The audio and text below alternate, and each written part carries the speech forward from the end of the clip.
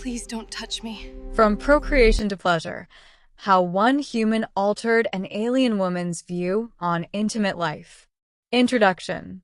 In the quiet reaches of the galaxy, far from the bustling colonies and trading hubs, lay a planet where biology ruled over emotion, and intimacy served no other purpose than reproduction.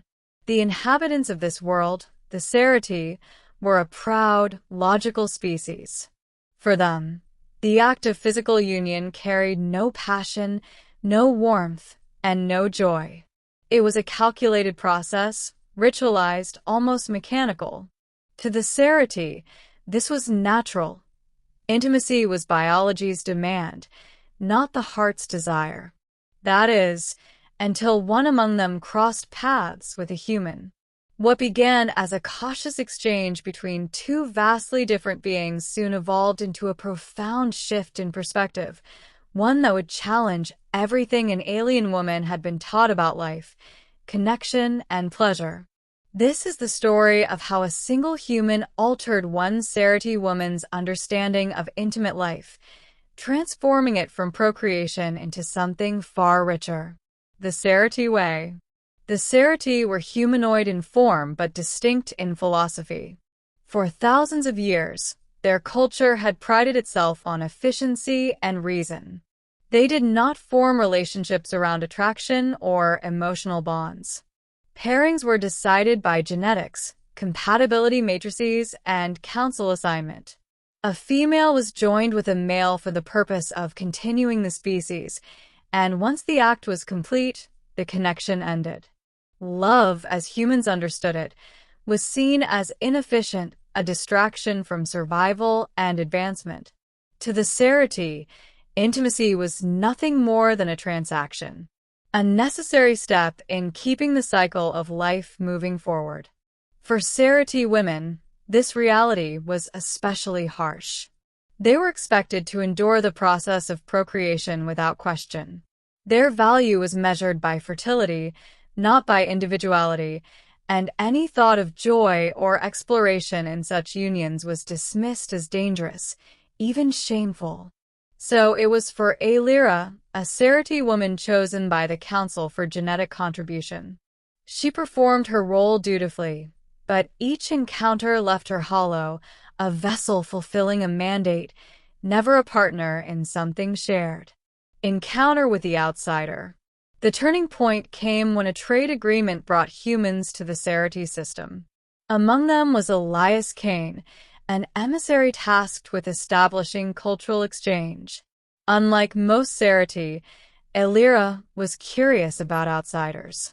She had read about humans and their strange attachment to emotions, how they laughed, mourned, bonded, and even risked their lives for one another. When she first met Elias, she regarded him with the cool detachment her society expected. But Elias was not like the Cerati male she had known. He spoke with warmth, with humor. He asked questions not out of protocol, but out of genuine interest. Most disarming of all, he listened, not just to her words, but to the pauses, the hesitations, the things she did not say. Their conversations began formally, but soon drifted into long exchanges about philosophy, art, and the human concept of love. Ailira scoffed at first, dismissing it as an indulgent construct. Yet a part of her, buried deep beneath years of conditioning, ached to believe it was real. Breaking the barriers. One evening, as the twin moons of Sereth rose high, Ailira asked Elias a question that had burned in her thoughts. Why do humans risk so much for defection? Why surrender reason for something so unstable? Elias smiled gently. Because affection isn't a weakness. It's a bond. When we share ourselves with someone, not for survival, not for duty, but because we want to, it makes life more than existing. It makes it worth living. The words unsettled her. They defied everything she had been taught, and yet they resonated. She had always felt the emptiness after her mandated unions.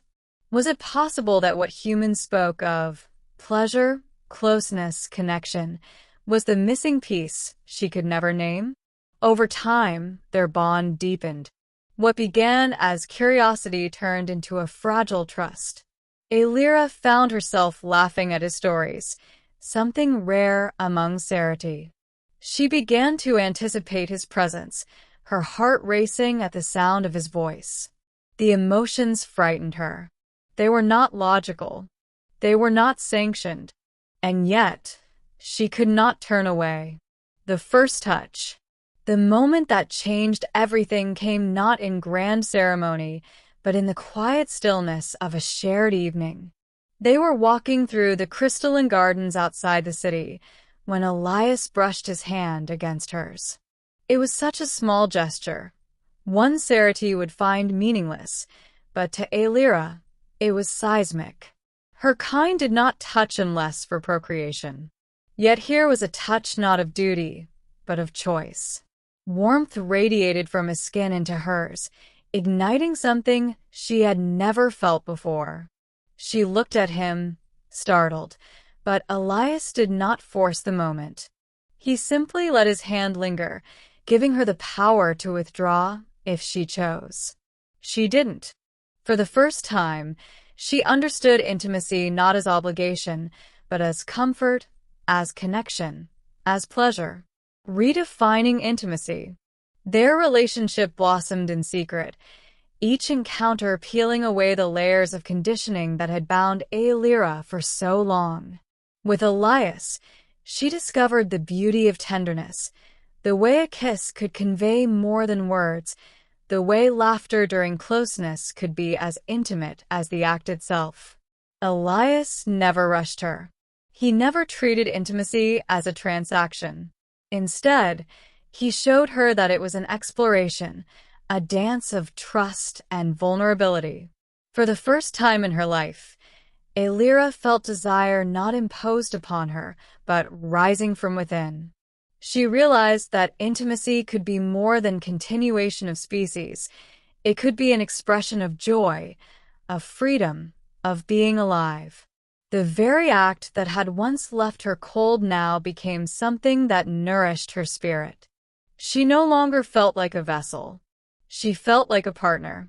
The struggle within. But transformation did not come without cost. Among the Sarati, such ideas were heresy. When whispers of her growing closeness with Elias reached the council, she was warned. The human contaminates your purpose, they said. You risk corrupting our traditions. Ailira stood at a crossroads. Remain within the safety of her people's expectations, or embrace the dangerous, exhilarating truth she had discovered. Elias, for his part, never demanded she choose him over her people. This isn't about me, he told her softly. It's about you.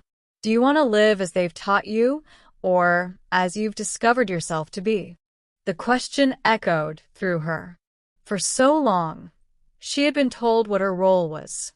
For the first time, she realized she had the power to decide. A new understanding. Ailira's journey was not just personal, it was revolutionary. By choosing to see intimacy as more than procreation, she opened the possibility of a different future for her species. In private, she began sharing her revelations with other Sarati women. Many listened in silence. Some dismissed her as delusional, but a few leaned closer, eyes alight with curiosity. For them, too, the hollow cycle had never felt complete. What Elias had sparked in her became more than a relationship. It became a seed of change. Ailira came to understand that intimacy, when rooted in pleasure, trust, and choice, was not weakness, but strength. It was the thread that wove meaning into existence. Conclusion. From the moment of their meeting to the night she first held his hand, Ailira's world shifted irreversibly. She entered that connection believing intimacy was a cold duty, a function of biology. She emerged with a truth that would shape her forever. That intimacy could be a source of pleasure, of love, of profound human, and perhaps universal, connection. Elias had not simply introduced her to physical pleasure. He had introduced her to the idea that her life, her body, and her choices were her own. That affection, freely given and freely received, was not only real but essential. And so, from procreation to pleasure, from emptiness to fullness, one human changed not just an alien woman's view of intimate life, but her understanding of what it meant to truly live.